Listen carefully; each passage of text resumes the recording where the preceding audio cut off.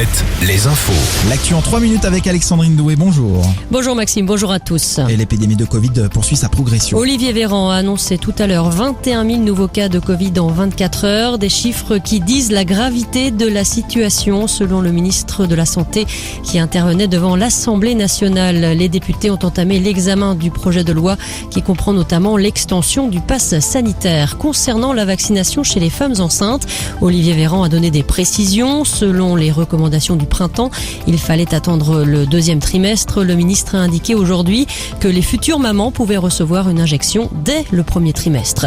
On est dans la 4e vague, avait déjà déclaré le Premier ministre dans le Trésor de TF1 aujourd'hui. Jean Castex qui a précisé que des mesures de freinage pourraient être prises au niveau local si nécessaire. Il a de nouveau appelé les Français à se faire vacciner. Pour accélérer un peu plus la campagne vaccinale, 5 millions de créneaux supplémentaires seront ouverts dans les 15 prochains jours. Jean Castex annonce aussi une semaine de pédagogie dans la mise en œuvre du pass sanitaire avant le temps des sanctions. Pass sanitaire obligatoire depuis ce matin à l'entrée des lieux de culture et de loisirs qui accueillent plus de 50 personnes. Le pass sanitaire qui pour l'heure concerne uniquement les Français majeurs.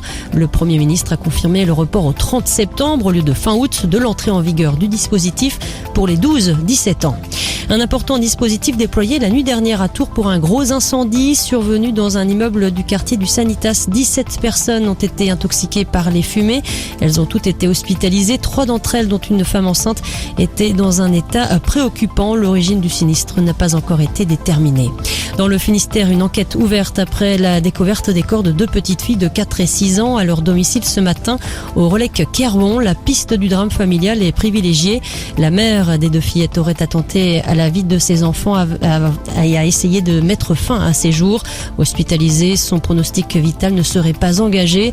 Le père venait apparemment d'annoncer à la mère des 2 petites filles la séparation. Dans l'Indre, près de 22% des permis de conduire suspendus l'an dernier l'ont été pour des délits en lien avec l'alcool. Des décisions parfois lourdes de conséquences pour les personnes commettant leur premier délit routier. Désormais, le préfet ou le tribunal pourra demander l'installation d'un éthylotest anti-démarrage, une sorte de seconde chance. Les conducteurs devront souffler 2 fois. Les explications du préfet de l'Indre, Stéphane Bredin. Au moment du démarrage de son véhicule, elle souffle dans un éthylotest une première fois, ce qui lui permet de démarrer entre 5 et 20 minutes après le démarrage. Il y a ce qu'on appelle le contrôle du second souffle pour notamment déjouer les tentatives de fraude si la personne a fait souffler quelqu'un d'autre à sa place. Si la mesure est positive, votre véhicule ne peut plus redémarrer. Vous avez besoin de l'entreprise agréée pour pouvoir débloquer votre véhicule, mais surtout, il aura été attesté que vous avez enfreint la circulation. Et bien ensuite, le préfet ou le procureur pourra en tirer les conséquences.